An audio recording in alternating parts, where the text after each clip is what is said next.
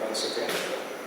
Today we begin with a new volume, volume 40. This volume 40 actually is the longest that we have in the collection. It's actually in three or four parts. So the volume actually begins with a very short sutta.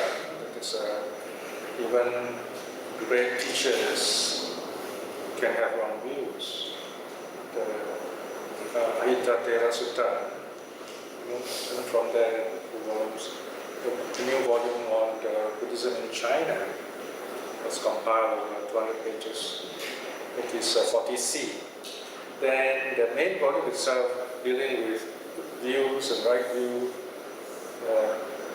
kind of grew into two separate volumes, so 40A, 40B. So today we begin with 40A, the very first chapter on the notion of Ditthi. This actually comes as the title of a book, which also is the thesis or dissertation of one of the scholars on the idea of views. So today we find lots of very specialist studies, what I call monographs on special aspects of Buddhism. And when such studies focus on early Buddhism, they're very interesting indeed, because it shows that these people, they really put in their effort to look at the suttas and so on. And for me, of course, all of this is very rewarding. Interesting is sometimes the scholars themselves would email me and ask me for some ideas or opinions. So it's really great to be kind of connected with them. Of course, scholars look at Buddhism from a very disciplined scholarly point of view. They are not trying to prove Buddhism right or wrong. They are trying to work on the thesis and an idea. So in a sense, their approach is limited in a professional sense, because they look at it in a scholarly sense. Where they are useful to us as Buddhist practitioners is that they are very careful when they refer to the Buddhist texts. And this helps us to locate the suttas quickly, accurately. And this saves us time, and it also helps us to understand the Buddhist teachings correctly. And this is something that really makes me happy, because I often get people writing to me from all over the world, asking me, okay, these are the details, I read somewhere, can you tell me which sutta this is from? And to me this is a really wonderful challenge, because it also helps me to know where the sutta is, and it's very important for us to locate all these teachings. As you know, the Buddhist texts are so huge, and it's quite a problem sometimes locating suttas. So familiarity with the sutta is very useful. Of course, as long as I'm alive, I have to help you. But once I'm gone, all left are just the books. So we have to, in other words, arrange this text in such a way that there are indexes or indices, and you can locate these teachings quickly. So in an important way, the Sutta Discovery series, which is, I'm proud to say, is a Singapore effort, is to encourage us, by us I mean can be anybody interested in the suttas and the Dharma, to be disciplined and in some ways imaginative, and of course diligent in our study of early Buddhism, so that we can have a very neat and systematic structure of the suttas, and we can kind of really enjoy the Buddha's teaching in a systematic way. So this is the spirit of the Sutta Discovery series, if you like. In fact, sometimes I wonder if I should change the SD code or SD logo to Singapore Dharma, because it's so much based in Singapore. It's because of the Singaporean interest in suttas that initiated this lifelong project. Now we're already in our 12 years, and I'm working on volume 46. And that's quite a lot of volumes. So, in other words, it's really interesting, and more and more people are using it, and they're very happy using it, especially when they're in remote parts of the world. So these suttas are a very good way of directly studying the Dharma as it is. the Dharma as it is. Right? So that's what, as Buddhist practitioners, that's what we hope to do, to practice Buddhism. So in a sense, when we talk of views, we can say that observers, scholars view Buddhism, but Buddhists practice Buddhism. I mean, you really want to be serious with definitions. If you are simply curious about Buddhism, you're a writer or scholar, your views about Buddhism. Whereas if you're a practitioner, you practice the Dharma. So, of course, we're going to spend 3 or 4 sessions looking at this in some detail. In a sense, you might say, in these 3 or 4 sessions we're going to look at the whole gamut of early Buddhism, the different teaching models, different methods the Buddha used, important terms, things like that, so that we have a better idea how to understand the teachings of the Buddha, how he teaches, how our mind works, and how should we practice. In other words, basically about views. Now on the board, you notice I've written some keywords. I've written the doubt, views, right views, and no views. Right? So more or less, that's our heading for the syllabus. Like it or not, as being unawakened, the best that we can have of something is a view. Remember, a view means a way of looking at something. Right? So something in Buddhism attracted us. You'd be surprised the kind of things that attract people to Buddhism. You know, in the Dharma website, there's a little write-up about me. I mean, we have to present ourselves so that people will know what kind of person they're dealing with. So one day this young man came for a meditation course, and I thought, wow, he must probably drawn to some very interesting aspect of the Dharma. So I said to her, why did you join up for the meditation course? He said, oh, I read that you are from Berkeley. So I'm very interested to find out how a person from Berkeley teaches. I was kind of laughing to myself. I said, I'm not a full scholar, right? I'm just a visiting scholar, sort of a guest of the university. So I began to wonder. I think to him it's kind of like, people have this grand idea about some of those Ivy League universities, and they thought, wow, this guy is from this university. But there are other people, when I mentioned I'm from Berkeley, they kind of couldn't believe it. They said, what, you're a local guy, how can you be going back, or something. So I would say this is quite a laughable thing. So anyway, that's the way people look at Buddhism. There's something which to us is not strange. For example, some people might like rituals, some people might love the smell of flowers, some people may like meditation, that's good, Some people, they become Buddhist because they have an Asian girlfriend, and so on. So you'd be surprised the kind of things that draw people to Buddhism. So all these are views, they're views of Buddhism.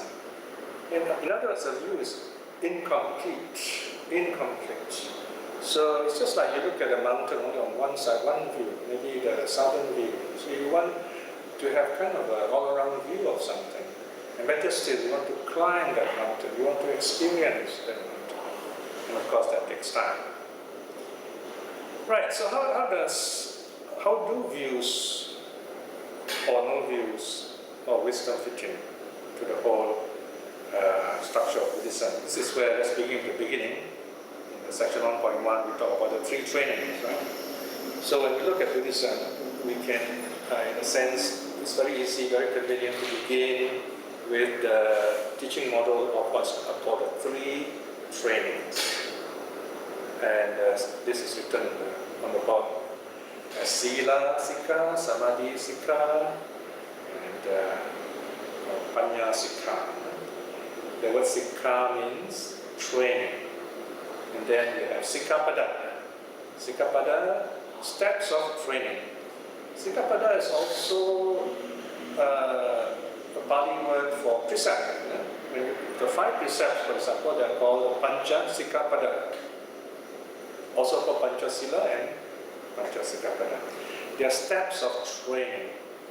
Now, the moment you see such steps of training, it clearly is a clear hint that early Buddhism, and I need to keep on mentioning early Buddhism because there are many forms of Buddhism today, and many of these later Buddhism, ethnic Buddhism, they simply contradict early Buddhism. They're very different, even opposite. So it's very difficult to accommodate them sometimes, or even defend them. So it's best to focus on early Buddhism, simplify things, and it's also related directly to what we really like to see in Buddhism and also practice. So when we talk of Sikkhapada training, Sikkha, we are talking about a gradual, progressive kind of learning process. Not just learning, learning also means changing. We are changing ourselves, we are training. Even at this early stage, it's very important for us to remember that to become a Buddhist means to change ourselves. So if we are stuck with the same kind of personality or worse, we become more worse people or troublesome people, then of course it defeats the whole purpose of being a Buddhist.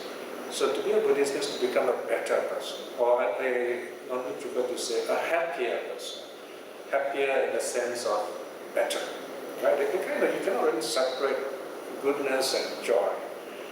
The good person is also joyful, and the joyful person is also good. So in other words, in Buddhism, you have these twin qualities in the truly good person. We'll talk more about this in due course. So this gradual training is very important to understand.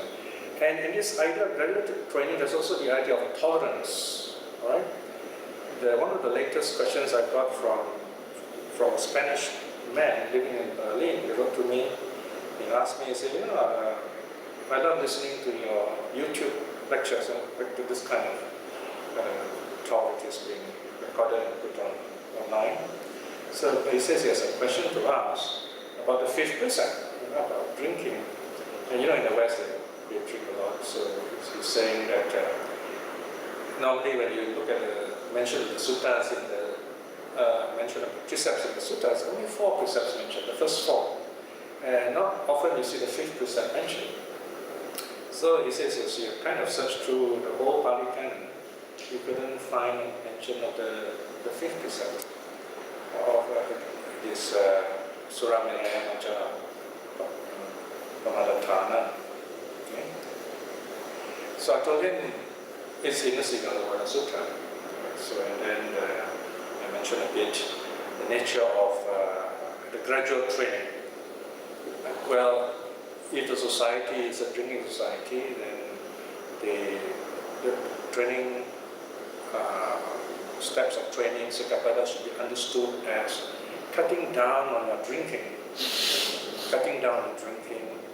maybe limiting it to the traditional seasons, the special auspicial occasions, but definitely not drinking during, say, retreats or when you're preparing for meditation. And you go on like that. And then in due course, when you have greater resolve, you cut down on drinking and even stop drinking totally. So that's the one aspect of gradual training. I mean, you tell them to stop suddenly, it's a shock to them, they won't be able to accept it. So you gradually change all this kind of approach. I mean, when Buddhism arrives in society, also you find the society maybe believe in spirits and demons, so it takes some time for this kind of ideas to change or be adapted. So the 3 trainings deals with kind of progressive change in us as Buddhists. Sila Sikkha here means training in moral virtue. Samadhi Sikkha, training in mental cultivation. Samadhi means mental stillness or mental concentration. So this is meditation. And the third one is training in wisdom, insight wisdom or liberating wisdom. So let's look at each of these in turn. What do they mean? Training in moral virtue. Okay? So this is the place to begin as Buddhists. We train our body and speech. So here, Sila means, one way of translating Sila is habit. Habit, that means habit means actions that you regularly do. right? Actions here refer to the body and speech. So here, in other words, we have to regulate, restrain our body and speech. Now, if we talk about restraint, that means this body is capable of a lot of things. So we have to restrain it. This is like you have a very sharp knife. This knife, you can do anything with it. You can cut a lot of things, which is very dangerous and even undesirable. So we have to be very careful with this sharp knife, so to speak, right? So our actions and speech also are like that. In the Sankhya Nikaya, there is a saying, to every person who is born, or every person is born with a sharp hatchet in the mouth, and if we're not careful, we cut ourselves with that hatchet. So in other words, to be careful of the speech that we use. So why is it important to restrain ourselves in terms of body and speech? Because how we act bodily and how we talk affects our mind. So in other words, mental training is something even more important, but we begin where we are, body and speech first. For example, let's take the first three precepts against killing, stealing, sexual misconduct, they deal with the body. So if we regularly break these precepts, we're going to be troubled by this, the consequences of such actions. And when the moment you try to sit down to meditate, guilt will come upon us. Those thoughts will come and trouble us. So we won't be able to meditate. We won't be able to cultivate ourselves. There won't be any kind of mental stillness. And also, same thing with wrong kinds of speeches, right? So the voice will come back into our heads, we keep hearing them, we won't be able to meditate. So this is one way of looking at it, the traditional way. You know? But there is another important way of understanding the nature of moral virtue in terms of the body. When we talk about the body, what are we talking about? What does the body comprise? The eye, ear, nose, tongue, and of course the body, the five indriyas, the five senses. The five senses, in other words, are what we are.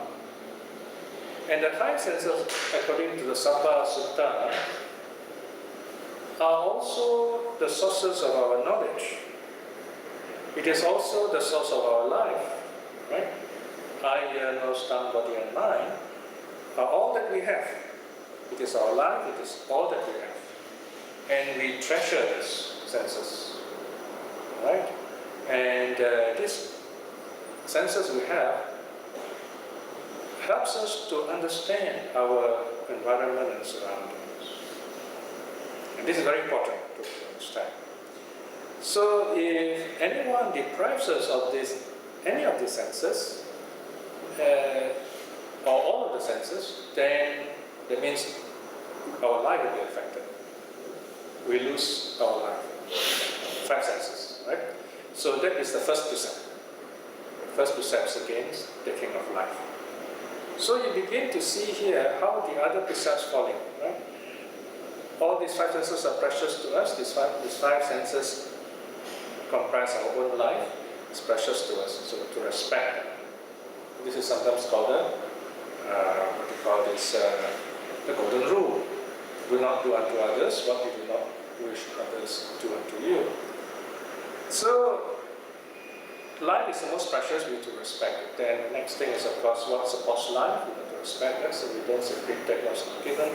And then the third value, as it is called, is that of a person's freedom. In a sense, we like to say, I have the right to do what I want with my body, in a sense. So we have to respect the other person's person. We have to give this person freedom, right? This has been kind of spoken in detail elsewhere, so I'll just give a summary. And then, so this deals with the body. Then comes the speech aspect. Speech here means truth. So all these things that we've talked about must be true. Only when there's truth, it's worthwhile coming here. I mean, if we don't value truth, what's the point of us coming here? We might as well stay at home on Sunday and do what we like. But here we are. You're listening to me and I'm talking to you because we accept the fundamental truth or fundamental idea that I will be speaking the truth. And that the truth is what you are after. So this is the fourth precept, value of truth. So you can see how important these four precepts are. And then the fifth precept is about keeping the mind calm and clear, preparing us for meditation. But the first part talks about training in moral virtue, all that I've said just now. The five senses, the value of life, and so on. Right? So this is the first training. We understand that our body and speech are valuable to us because they are not only the means of learning, means of knowing things, knowing life, they are also the very first, very basic means of awakening to true reality. It is through our body and speech that we begin to learn the Dharma. That's why we are teaching it. So we have to prepare our body and speech first. In a sense, this is reflected when we bow down. The first thing we do when we come to a temple, to a shrine, we bow down 3 times. This is a ritual, but it's a meaningful ritual. Meaningful meaning there's a purpose behind it.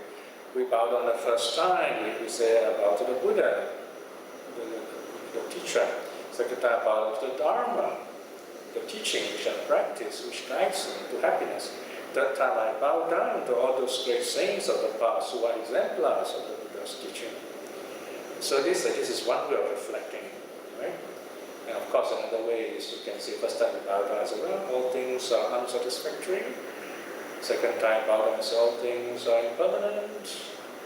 Third thing is, all things in this universe are non-self. So there are different ways of reflecting in your actions. So when you bow down, in other words, you are reminding yourself, this is what I want to do. In that sense, it's not a ritual. If it's a ritual, means you just do it because everyone does it and you want to look good in the eyes of others. That's a ritual. It's not very helpful. So the purpose of moral conduct is the front line. We prepare ourselves so that the body doesn't get in the way. Right? So when you sit down in meditation, you bring just that, sit very quietly so that you have peace with yourself, and then the mind is ready. So that's the second training. Samadhi Sikha. We want to calm and clear the mind so that it becomes a source of wisdom and understanding. Because the answer to life is not out there, but it is in our minds. We have to find the answer through our own efforts, and that's through the mind. Why? Because although we have the 5 senses, eye, ear, nose, tongue, body, it's the mind that defines what we see, hear, smell, taste, touch. Why? Because the mind makes us, dictates us in liking something, not liking something, or ignoring something. The 3 feelings, right? So, in other words, the mind is this, the sense that we have that creates our world. So our world is the mind and the 5 senses all put together. So you can imagine what sort of world we will create if we do not understand how the 6 senses work, the 6 sense spaces work. So the training in what is called Samadhi Sikha, or training in the mental concentration or meditation, is to understand how our mind works so that we are in charge. Here in charge means we direct all our energies towards inner peace, towards what's called direct knowledge and liberating wisdom. And this wisdom that we see is what is called true reality. It is not something written in the holy books that we should aim for, but rather that the holy books are the Buddhist scriptures in a way, are simply telling us this is what you will see when you meditate, right? So, but the texts do not tell us exactly what we will see. But for example, saying something is impermanent, it's just a statement, because we might say, yeah, okay, I know things are impermanent, but you only think you know. But when your favorite phone or cup or plate or something that you like breaks, you're upset. But if that's the case, then you don't really know what impermanence is. I mean, you know in theory, but in practice, you have not internalized it. So this is where, when we talk about wisdom, you not only know this truth, but you also internalize it. In other words, you become it, and as a result, you will not suffer pain, so to speak. Or if you do suffer pain, it's only on the physical level, but it doesn't affect your mental level. The pain is only in the body, but not in the mind. That's another way of looking at it. Yeah? So, training of the body, training of the mind, from the basis for right view. That's how we are looking at it. We can also include training of the mind to refine this right view. So, our daily Buddhist practice, in a manner of speaking, if we are really diligent in our Buddhist practice, is to keep on focusing our mind so that this view becomes more and more right, more and more right. Now, just to look ahead a bit, we begin our Buddhist training by understanding that what are wrong views? First, what are wrong views? And then we try to get rid of them. And then, in doing so, right view takes its place. So sometimes this is called the counter views. In other words, when wrong view has been pushed aside, let's say hatred is pushed aside, then we say practice loving kindness. So we are replacing with right view. But even right view is a view. You say, wow, loving kindness is good, but someone else say, well, I don't think I agree with you, because we are too nice to people, they take advantage of you. So you have a bit of argument there. I mean, it's not that you're wrong, you're right. But this other person has another view, and it troubles you that this other person doesn't agree with you, right? So when you have a view, it's likely to be countered because it's just one view anyway. So anyway, it's a step higher. Wrong view, right view, and then the third one is no views. It is when you truly have no views that you can connect with people, teach them according to your level. So in a sense, you can say the Buddha has no views. So he's able to connect with people quite easily. Now this is not an easy position to take, because you might say even an idiot has no views. There's nothing to talk about. Not very helpful at all. But here we're talking about a wise man who has no views. In other words, he has known everything so well, he doesn't have to think about it. It comes to him naturally. And he's able to respond to you. He's able to engage with you in a very meaningful talk, in a kind of liberating talk, and you feel good after that. It's one of the most wonderful things you can have in a sutta study or Dhamma discussion. Or any simple gathering. This is one of the things I really enjoy. I remember when I was in Berkeley, after class, a few of us close friends would go to one of those cafes and just sit down and talk about anything. Well, I usually about philosophy, because it was a philosophy class. And you find it really interesting. So if you have people who are kind of more or less at the same level of intelligence, so to speak, classmates, and you find it's very engaging. Of course, we don't talk about football. We talk about philosophy, but of course we talk about football. I suppose you find it just as engaging, but on a different level, right? On a more worldly level. So my point here is, wisdom makes us happy. When you talk about this kind of Dharma, you have a sense of, so wow, this is good, you feel happy. Maybe you go back home, you say, I can't remember what we said today, but you feel good about it. And that's good enough. That's good enough. So the idea of feeling safe, feeling confident, feeling happy, that should be the result of studying the Dharma. And you can of course do this on your own too, looking at the suttas. So that's a training in wisdom. Now, the Buddha of course uses different kinds of teaching methods. So if you look at the life of the Buddha, his teaching life, it lasts for 45 years, that's a long time. He was enlightened around about 35.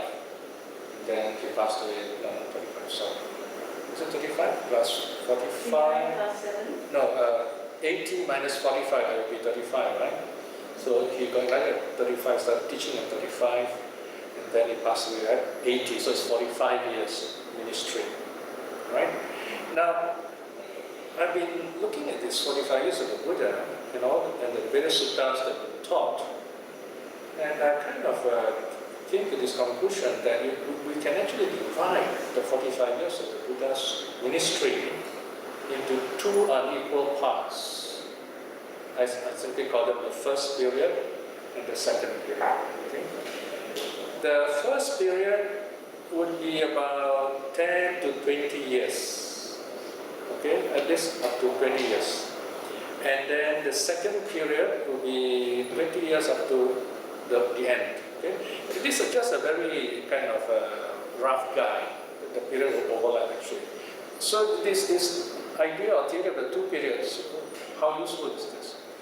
This helps us to understand the nature of the Buddha's teachings. For example, if we look at the Sutta Nipata, which is one of the small book in the Khuddaka Nikaya, one of the 15 books, the suttas are mostly unstructured. It's kind of like the words are very kind of unsystematic almost. The Buddha talks about nirvana, talks about stillness, talks about silence, and so on. So you find that there's no mention like Four Noble Truth the way we understand it, or Eightfold Path the way we are used to it. But the teachings are there. There's no structure, almost no theory even. But the idea of awakening is there. So in other words, this is the characteristic of the first period teaching. Imagine the Buddha just got enlightened and is wandering around, and you go up to him, you ask him, okay, tell me your teaching. The Buddha won't straight away tell you Four Noble Truth, all those structures, all those doctrines came in later after the Buddha has been teaching for many, many decades. So imagine this man is just awakened, the Buddha is just awakened, so he's going to tell you about peace of mind, and then he's going to look at you and he's going to use some ideas you're familiar with. So this is the first period teaching. No strict structure. Then the 5 months came, then the 60 months came, and then the Arahats, and then more and more monks came. So the Buddha began to teach every day to all these monks. These monks also talked to other monks. And slowly, over the decades, the teachings became more and more systematic. So you got to imagine this, how the teachings became doctrines and systems and so on. And this is a very important characteristic of the second period, where all these doctrines are more structured and systematic. So if you see a sutta very structured, very systematic, you can rightly say this belongs to the second period. Okay? Whereas a sutra which is very simple, maybe only a part of the 12 names, or maybe there's no systematic sequence of terms even. But idea is that when we know this comes from the first period. The first period doesn't bother about doctrines and what you call systems. It's only, the main thing is talking about this happy awakened mind, and it is tailored to the individual, right? So you have these two kinds of approach. But if you understand the suttas, you also begin to understand what the Buddha is talking about, right?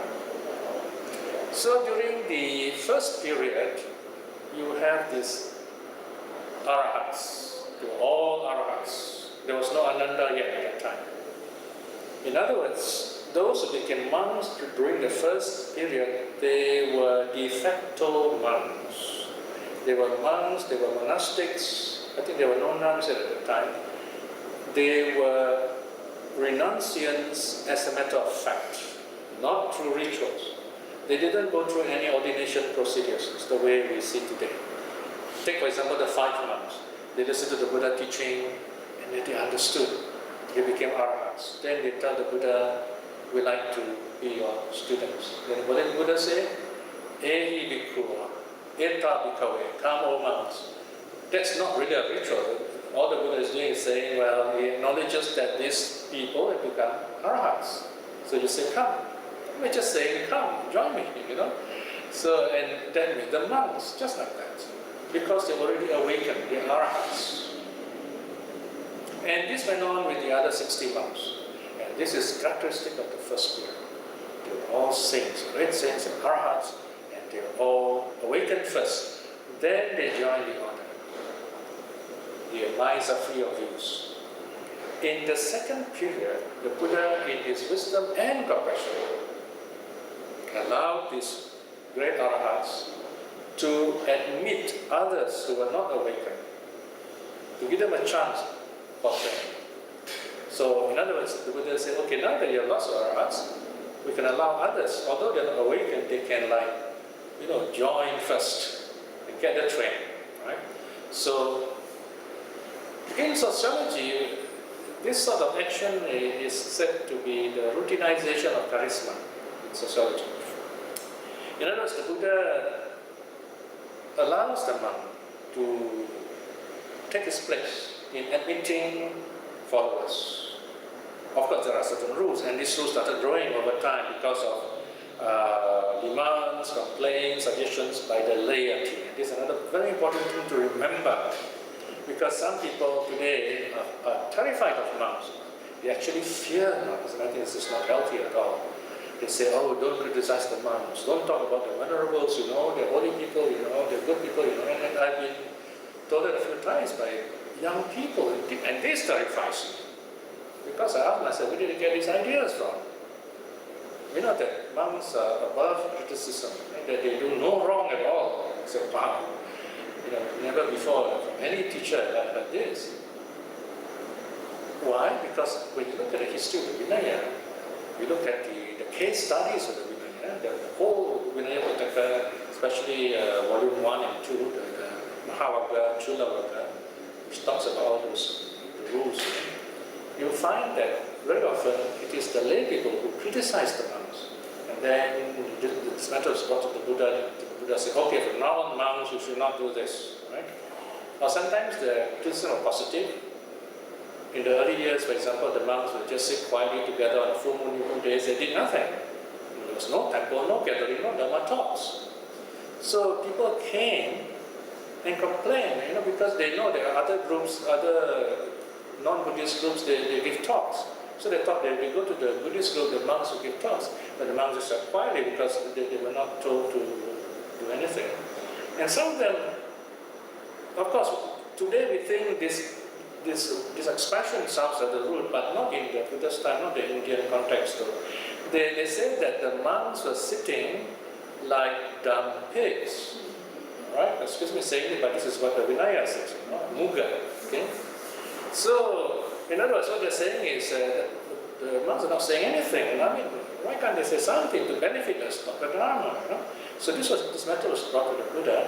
The Buddha said, okay, from now on, monks, you are allowed to give Dharma talks during full moon new moon days. So it went on like that, you see. And in fact, it was Bimbisara who first said to the Buddha, says, whenever Sir says on the full moon new moon days, you find the other religionists, they gather together and they recite their something, So the Buddha said, okay, monks, you get together, and during full moon days, you can recite your rules. And later, the Buddha said, you can teach Dharma to others. So it went on like that. And so, in other words, the Vinaya is a kind of social contract between the renunciants and the lay people. Because the Vinaya is to not only protect the monks from distraction, but it also protects the lay people from being abused and corrupted by the monks themselves, in the later period especially. When you find there are people who are not awakened becoming monks, okay? So the Vinaya is to kind of protect both sides and to make sure everything goes smoothly so that the Dharma will be transmitted. So this kind of interactivity is useful to remember. Now, another couple of useful terms to remember are the spiritual Sangha or noble Sangha and the conventional Sangha. So during the first period, we have these de facto saints who got enlightened first, who got awakened first, and then became monks. So they form what are called the noble Sangha, Arya Sangha. So initially, the Arya Sangha comprises arahats. Later, arahat monks, arahat nuns. And when lay people became practitioners, many of them also became, well, not too many became arahats. Many of them became stringers, like Chitta, the householder, for example. Even King Bindisara himself, Anathapindika. Many others, lay people who are family people, they became saints also. So these saints, they form the noble Sangha. So when we take refuge, we say, Sangham Saranam Gacchami, we mean Arya Sangha, okay, noble Sangha. We are not taking refuge in the monks you see around. Those monks belong to the conventional Sangha. So the monks or the renunciants of the second period who were ordained through rituals, and you can find this list of rituals in the volume 43, isn't it? All those volumes, later volumes. There's one essay there on the going forth, where I've listed all the different forms of ordinations. So they form the conventional Sangha because they are admitted through a conventional means by what we today call a parliamentary act. In fact, the language of the Vinaya is very legalistic. It reminds us very much of modern parliament. Let me give you an example of how I was ordained. The method of the ordination that I used when I was a monk when I was 20 years old is called the Nyati Chatutta Kamma. It means the process where the motion is carried as the motion as the fourth. So you have 3 readings, and then the motion is carried. That's the fourth. Okay, 3 readings, then motion is carried. So that's called the Nyati Chatutta Kamma. So I appear before this gathering, a conclave of the senior monks, and this is an act of the Sangha. So they will be separate from the lay people. So they'll be all by themselves. The lay people like to sit far away, way out of arm's length. So you have the preceptor, who's the eldest monk, and then you have the Kamavachacharya, who's the act reciter, who presents this like a bill, if you like. It says, here before us is this candidate called Piya Tan. So you need the Pali name, right? He has asked for ordination. He is the disciple of this preceptor. So I'm saying this the first time, so if there is any objection from anyone present here, please voice it now. And then they say, okay, since you are silent, I take it as you do not object. This is first reading. And the second time repeats everything again. And again says, okay, any objection? This is the time to raise it. So you're silent, okay, second time, and then third time, same thing. After the third time, he will change his voice into like a semitone and will say, now, okay, now that no one objects, so-and-so is a monk. And the preceptor's job is to look at the clock. Okay, what's the time? This is the moment the person becomes a monk, he will note down the time. So if someone else is 1 minute, 1 minute later, he will be junior. So this is called the order. Okay, so it's called an order. Everything is orderly. It's legalistic. All right, it's just like a parliament, more or less. You can object and so on. If not, it is you cannot bring it up again. I don't know. I forgot the legal term. It's kind of totally accepted. You cannot go against it anymore after that. Because you're given 3 chances to object. Okay, so the person is a monk. It's a conventional monk. Okay, it's called conventional. But in other words, this person is not awakened yet. But the task of this renunciant is to practice. So that's awakened. So that's the second period. So now you have, in other words, you have the Vinaya, you have the Dharma. And the early teachings are called Dharma Vinaya. We don't use the word Buddhism. Of course, you can say Buddha Dharma. But when you say Buddha Dharma, we are referring only to the suttas, usually. So if we want to refer to the teaching as a whole, we use the word Dharma Vinaya. So Dharma is the teaching, Vinaya is the discipline to make sure that the teaching is smoothly, fully transmitted down the ages. It is because the Buddha did this that Buddhism became the world's first missionary religion. It is a Buddhism that, in a sense, became very organized and it went out to not aggressively, but because of their going out, going forth, they brought in a large gathering of followers. So it became the world's first missionary. Because before that, before Buddha's time, religion was mostly a private affair, very limited. For example, you have the priestly class or even caste. Before the Buddha's time, in Babylonia, for example, in Egypt, the priests were very powerful. In fact, the pharaoh also acted like a priest, because whoever controls religion also controls the people. So they combine this kind of idea together. In a sense, Islam today does this too. So in a sense, Islam is very successful in holding people together. So the Brahmins in India held that privileged position for a while. But there were social changes arising in India at Buddha's time. The priests were slowly being marginalized, they were pushed westwards. And the central Gangetic plain, you see the Kshatriya class, the landed class, the agricultural class in the ascendant. You see, this Kshatriyas, the word Kshatriya is closely related to the word Kshetra or Keta in Pali. That means field for cultivation. So in other words, they were actually landed people who grew things, and in a sense they control a lot of the country because they grew crops and they owned land. And the priests were just there doing their prayers, and in a sense the priests were dictating how they should live. So these Kshatriyas became very powerful, and they decided to say, oh, we're not going to listen to the priests anymore. So the Kshatriyas, they became the kings. From today, when you say Kshatriya, we know it as king. Even if it's become a Malay word, Kshatriya. In Malaysia, you have this title KMN, I'm not sure you've heard of it. Kshatriya Mangku Negara. It means the noble one who is a support to the nation. Big title, okay? KMN. I think you got that over.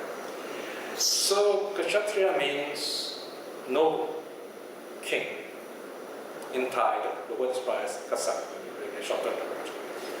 So these Kshatriyas is the class from which the Buddha is said to have arisen. Of course, the Buddha rejects all this class system, but the point is he arose at a time when the Brahmins, the priests, were being sidelined. And he's one of those who also strongly spoke against the priestcraft. In other words, what the Buddha is telling us is, you can do it yourself. You don't have to go to the priest anymore. Religion has become a personal effort, no more an external dependence, in other words. So the Dhamma Vinaya, in other words, is a personal liberation effort. So when we talk about Dhamma Vinaya, early Buddhism, then you can understand how much the Buddha stressed on right view. Because the Brahmins, whatever ideas they used were to hold the people in their grasp, control them, so that they gave their donations, they joined in the rituals. So the rituals were used to control society. When a child is born, you go to the Brahmins. When the child comes of age, you go to the Brahmins to perform what we call rites of passage. When a couple are married, they have to get the Brahmins. When someone passes away, you got to get the Brahmins. So in other words, the Brahmins control different stages, key stages in a person's life. That is one reason why one of the factors mentioned by the Buddha is that of rituals and vows. So the Buddha, in other words, is saying you don't need to be controlled by the priest. There's a social aspect. You can do it yourself. Right? All rituals are relegated to the realm of ordinary people. Anyone can do it. Even when Buddha passed away, or before passing away, the Buddha told Ananda, don't worry about my funeral rites. The wise lay people will know what to do. Monks should not be doing these things. The monks should be meditating and working for your awakening. Fortunately, after the Buddha's passing, we chose to disobey him. I got tempted to write at least an article where how we disobeyed the Buddha. One is monks becoming funeral specialists. Another one is we made images of the Buddha when he said, please don't do that. He says it's wildly imaginative. He said, why do you want an image of someone? You can use a Bodhi tree, you can meditate, that's good enough.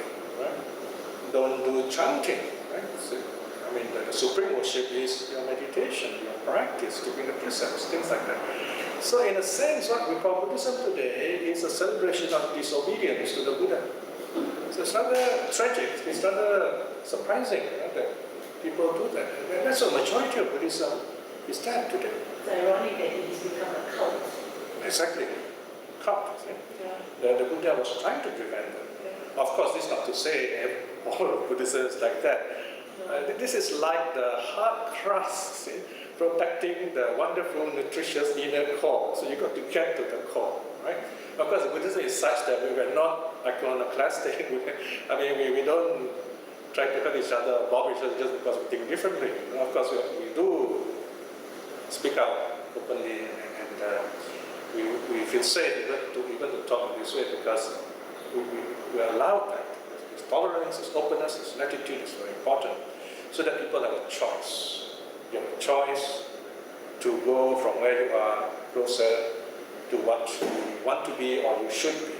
We're going to talk more about what you can be, what you should be, later part of the study. So here, in other words, we're talking about what is right view. And of course, famously, right view here in the simplest level is not a form of noble truth. It's the middle way. The middle way meaning to avoid extremes. Right? Extremes are two kinds of extremes. One is to think that the body is,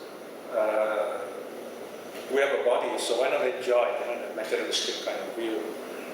So why make a big deal of it? So this is our body, enjoy it, it's our only life. Okay, so that's the materialist view, that's one extreme. The other extreme, say, oh, this body is evil, because why? This actually our soul is a spark from this divine soul, this Brahman, and this spark fell from heaven, and here you are, there's this accretion. Our body, our flesh is kind of building around this soul, so we must remove this body and free the soul so it goes back to this universal soul. And so to them, if you torture your body and you die in the process, that's very good, because you are liberated.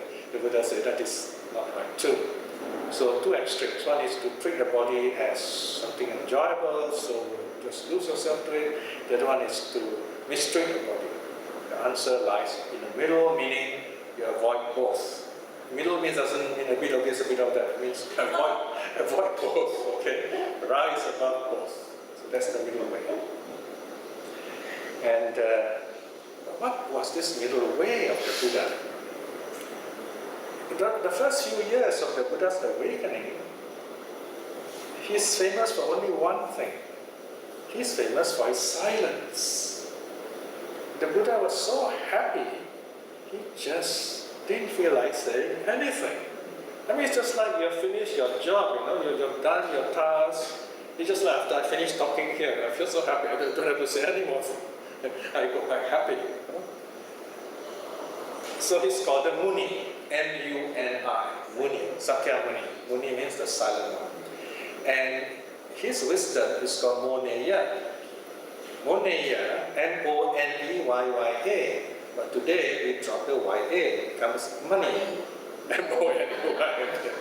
That's just my joke, okay?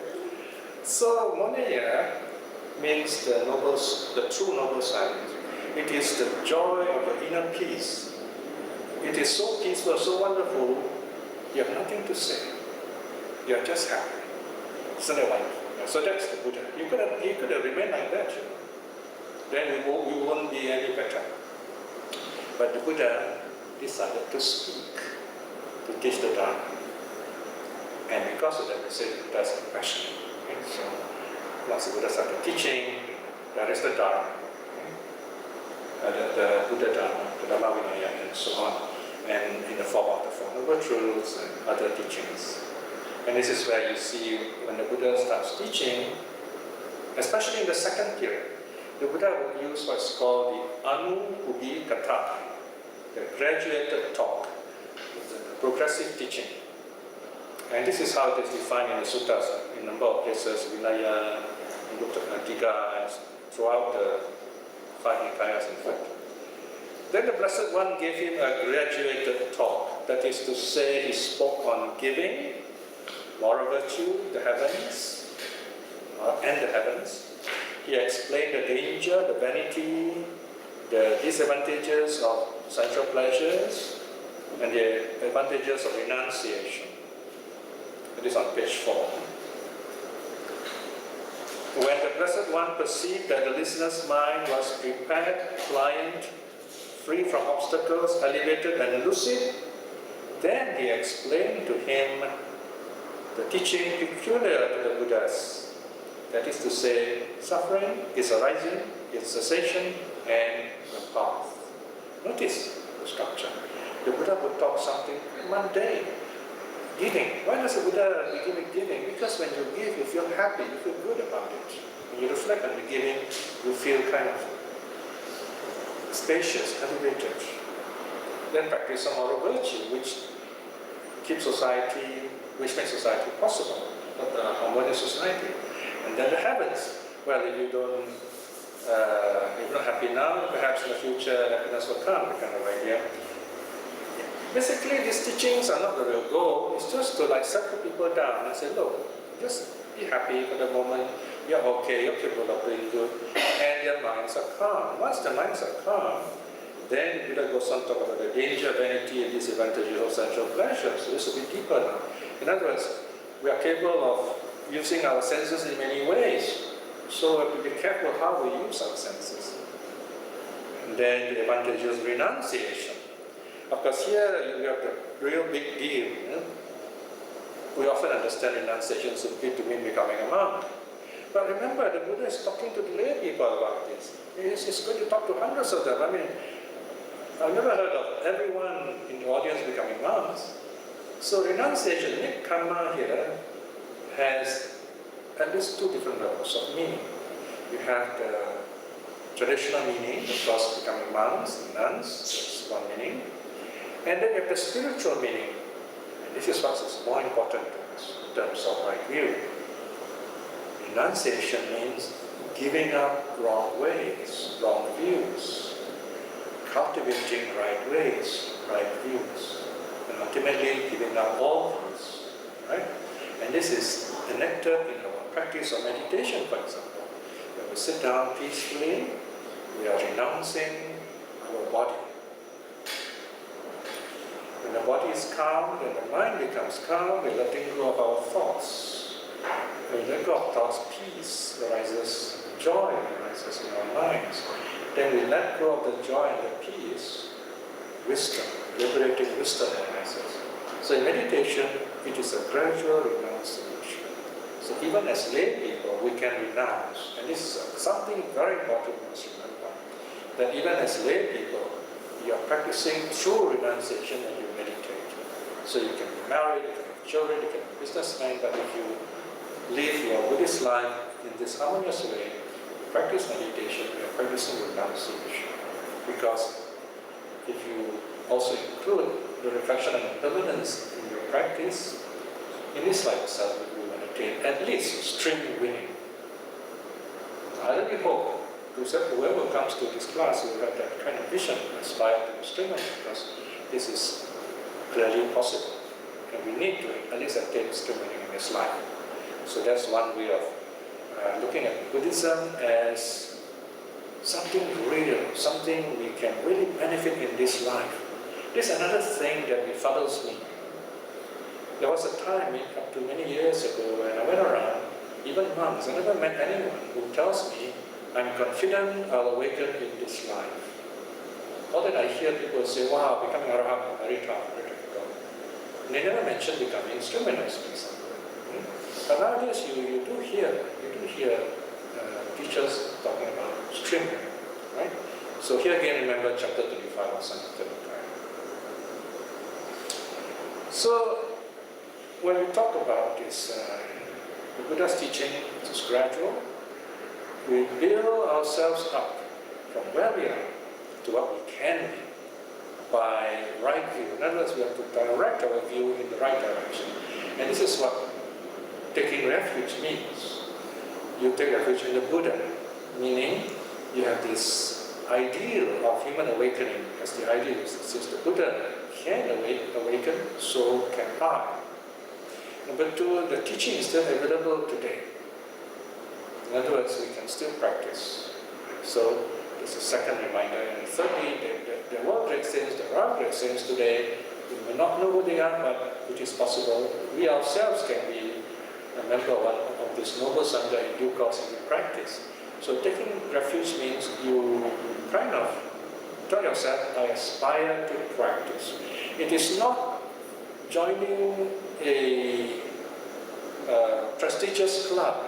It's not like, say, oh, I've taken refuge under this famous teacher, and now I belong to him. This is wrong view. You don't belong to any teacher. You are not the pupil of any monk or nun. You are the pupil of the Buddha. And this monk or nun acts as your witness. And this is the reality of it. And I've seen in the suttas where, at least one case, where this person goes to refuge with a layman as a witness. So in other words, you don't need a monk or witness. You can get monks, okay. One Sunday you can say, okay friends, I will take refuge. You're all lay people, you are my witness. That's fine too. Because you're telling the public, I want to practice the Dharma.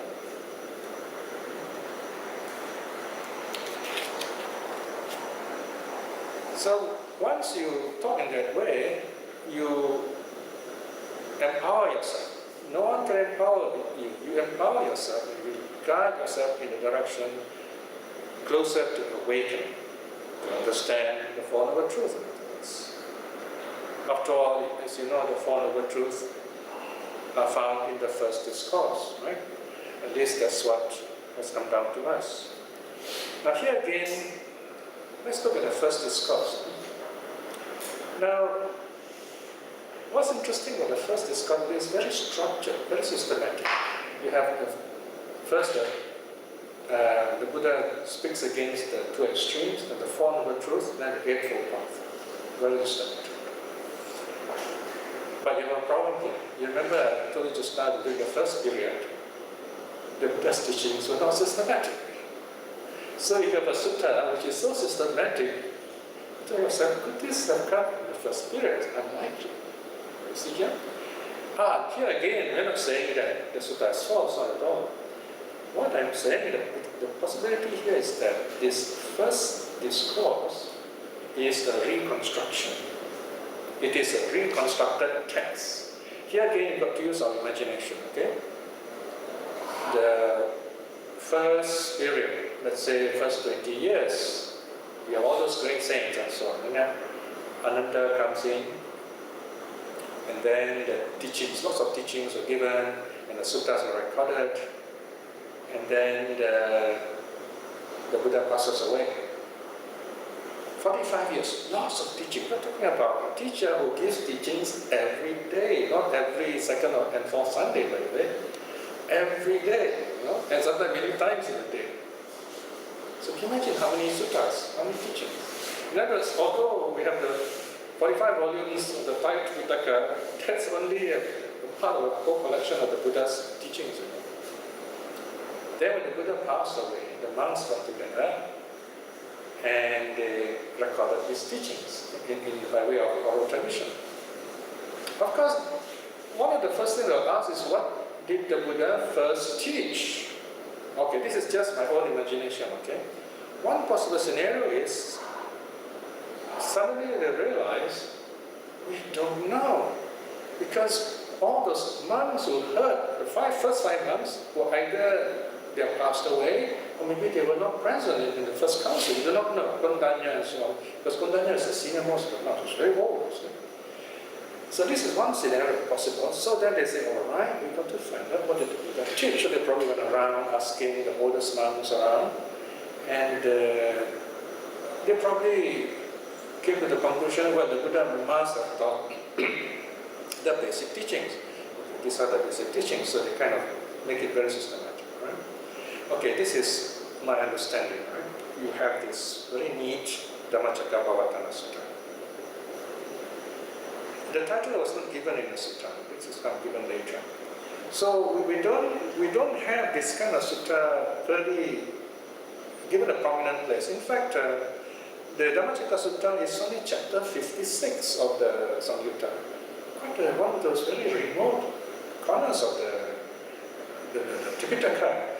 By right, if it's the first discourse, it should be right number one, isn't it? But it's not. This is one of the problems, you know. One more thing we should bear in mind is the Buddha surely did not teach only one sutta to the 5 months. He was with them for a long time, and it takes a very short time, just a few minutes, you know, to read through, even slowly read through the first discourse. In other words, the Buddha also taught many other things over many days, and the monks were enlightened kind of in groups, a couple, 2 or 3 of them each time. So there are also other teachings. So here, what I think happens is the early monks, they have to formalize, so that it gives us an idea more or less, okay, the Buddha gave first teachings, includes this. Includes, that means there are other teachings also, right? So we have to kind of a broad view here of what the first discourse is about. The essence, the first discourse is to avoid the 2 extremes. So in other words, to rise above non-duality, above duality, the teaching of non-duality. And this is characteristic of early Buddhism, non-duality. Okay? So this is found in early Buddhism. Now, I think I'm coming to the end already. Right? So here, when we talk about truth, we're talking about experience, not about belief. So this is another important idea where right view comes in. When the Brahmins are concerned, they say you must believe, like the God religions of today. Whereas we have the form of the truth. In other words, it involves direct experience. It involves clear mind. And yet in Buddhism, we do talk of faith. Right? And faith is a very important aspect of Buddhism. There was a time until around my teenage period, where I was told in Sunday school, oh, we don't use these words, we don't use the word faith. Why? Because the Christians use it. So we should use confidence. And I think certain monks, certain translators still have this kind of worry, right? So they try to avoid the word faith. Personally, I think no other religion should dictate how we use our words. You won't get banned and into trouble for using such words, you know. I think faith is a very good word, but then confidence is such a long word. Why can't we use one nice word, faith? It's Buddhist faith. In fact, there are good scholars today like Rupert Gattin in the UK. The British tend to be more serious Buddhists than the Americans. I'm just making a general statement in terms of scholarship. So this Gattin talks about, he says there are 2 kinds of faith. You have cognitive faith and you have affective faith. Cognitive faith is the faith that you are taught, receive faith. The faith through being instructed, right? And there are sets of things to learn. Okay?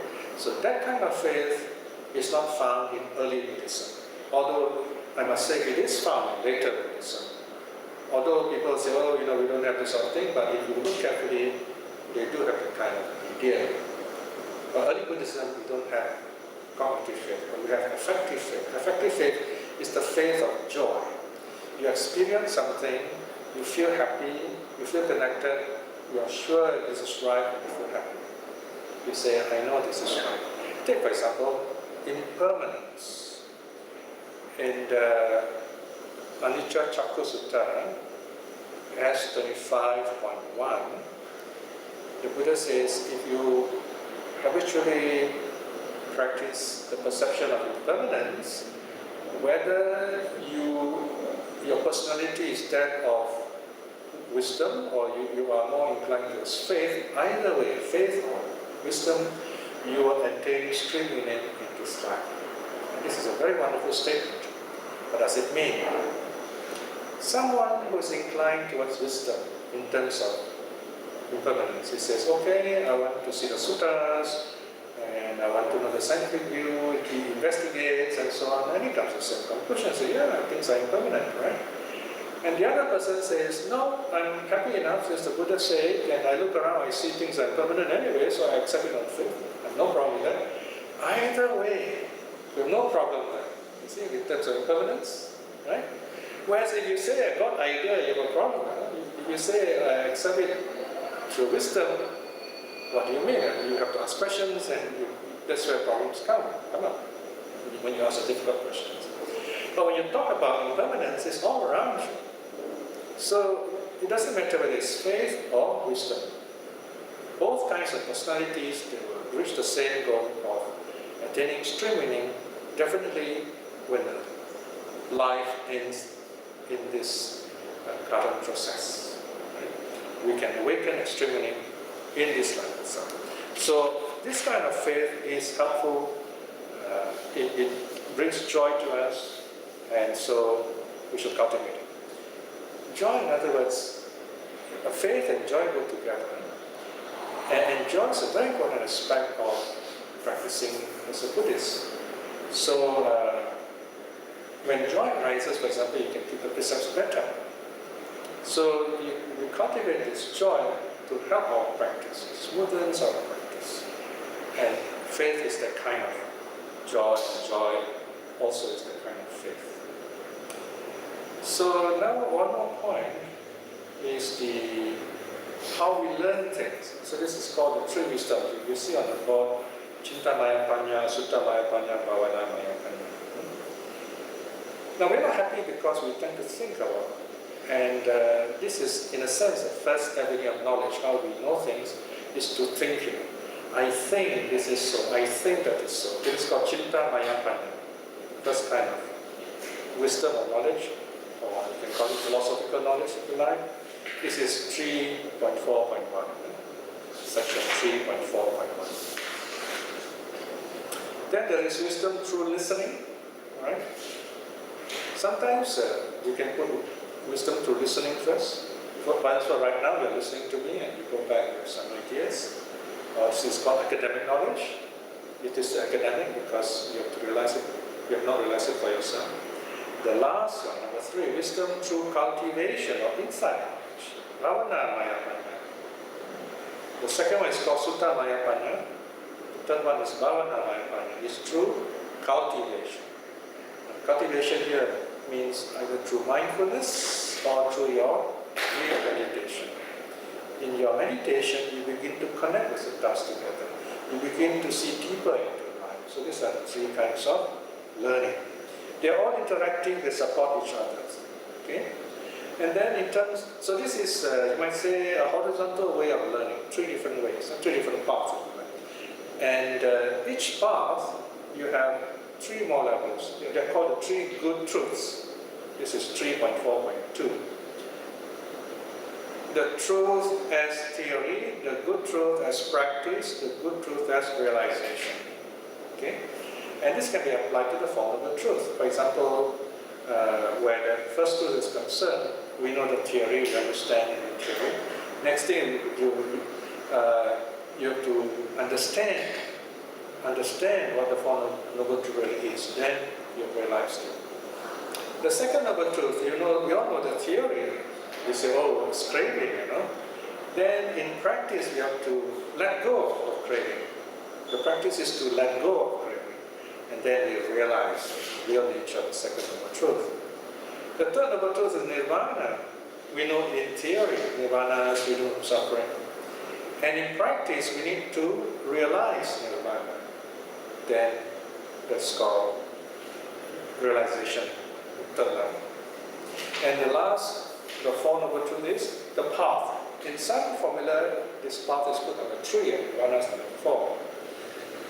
So in the case of the path has to be practice. The path has to be followed. Okay? That is the practice, and then you realize it. So you have Four Noble Truths times these three levels of practice, you have 12 aspects of the Four Noble Truths. You see this in the first discourse also. So this, in other words, is a learning process. The three wisdoms is learning process on the horizontal level, and the three good truths are vertical level, progressive level. Okay.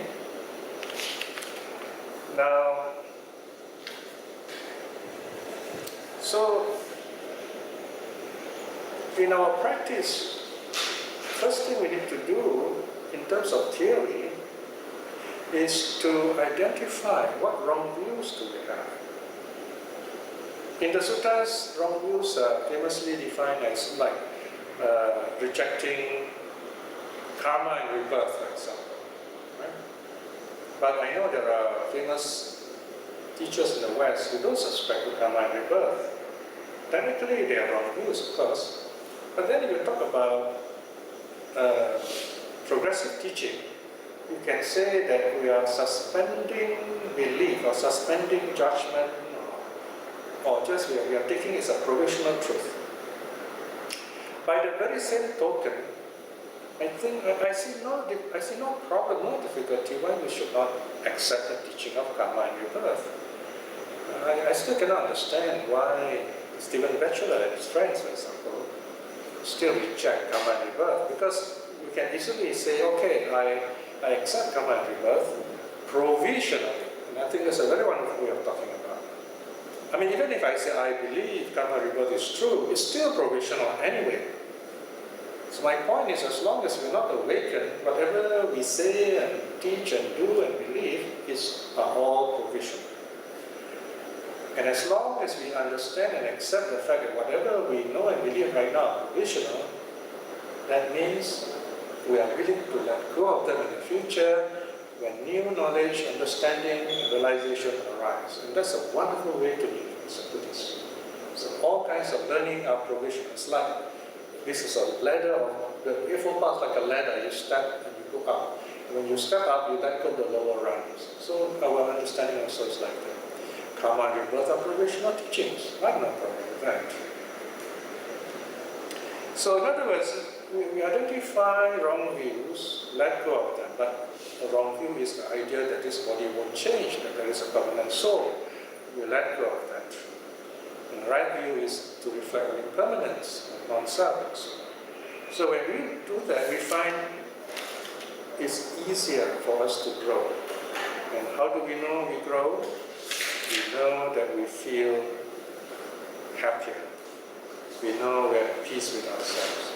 And that way we have to reach the middle way. Okay, so with that, stop for the moment. First part. So continue to look at the nature of right view and wrong view, growth and so on in the next class. Okay, let's close with a short reflection. Today we have begun a new volume to reflect on the nature of right view and related teachings. This is a very wonderful moment for us to put together what we have learned before, to look at the Buddha's teaching, so that we can facilitate ourselves to practice in a more inspired way, effective way. We all need views to begin with. At the same time, we need to focus on views, make sure we give up wrong views, and make use of right views, which lead us on to understand ourselves better, to see the true nature of reality around us, and above all, we feel happy as a result. Reflecting in this way is very good karma, but all of this good karma, may in this life itself we attain inner peace, happiness in this life itself, good health, and the prosperity that we seek. By the same token, through the power of the three jewels, our own practice, our own generosity, our faith in the three jewels, and other good deeds, may we attain spiritual liberation, especially strength winning in this life itself. in this moment of peace, in this wonderful spiritual moment, let us radiate our loving kindness to all the beings here. We all be well and happy. Let this be a very happy and peaceful place to learn the Dharma, to grow and evolve, even to awaken. And also to all our loved ones, may they be well and happy. Even especially to those who are distant from the Dharma, that the Dharma may dawn upon them, so that they too awaken. May all beings be well and happy.